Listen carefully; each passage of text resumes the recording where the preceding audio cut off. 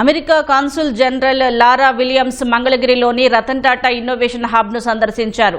ఆర్టీఐహెచ్లోని అంకుర పారిశ్రామికవేత్తలతో సమావేశమయ్యారు. అంకురాల ఏర్పాటుకు అవసరమైన సహాయం అందిస్తామని లారా విలియమ్స్ తెలిపారు.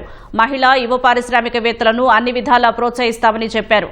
అమెరికన్ విశ్వవిద్యాలయాలతో కలిసి సంయుక్తంగా పరిశోధనలు చేసేందుకు అవసరమైన ఫండింగ్ అందించేందుకు సిద్ధంగా ఉన్నట్లు లారా విలియమ్స్ హామీ ఇచ్చారని Ratan Tata innovation hub CEO Dhatri Reddy చెప్పారు.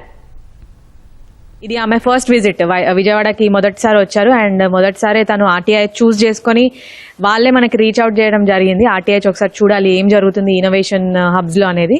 మనం ఈ హబ్ అండ్ స్పోక్ మోడల్ ద్వారా భారతదేశంలోనే మొదటిసారిగా డీసెంట్రలైజ్డ్ ఇన్నోవేషన్ ఎకోసిస్టమ్, అంటే ఎక్కడ Tier 2, Tier 3 సిటీలో ఉన్న ఫౌండర్స్ అక్కడే వాళ్ళ స్టార్ట్అప్ పైన వర్క్ చేయడం కోసం 6 లొకేషన్స్లో ఏదైతే సీఎం చంద్రబాబు నాయుడు గారి విజన్ ద్వారా నడిపిస్తున్నాం హబ్ అండ్ స్పోక్ మోడల్, అది చూసి తను చాలా ఇంట్రెస్ట్ అనేది ఈరోజు ఎక్స్ప్రెస్ చేశారు.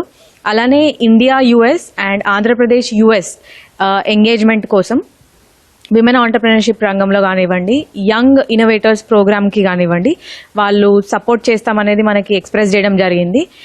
ఈ ఇనిషియేటివ్స్ని ఫండ్ చేయడము, అలానే అక్కడ US యూనివర్సిటీస్తోని మన ఆర్టీఐహెచ్కి కొలాబరేషన్ చేయించడానికి కూడా ఆమె ఇంట్రెస్ట్ వ్యక్తం చేశారు.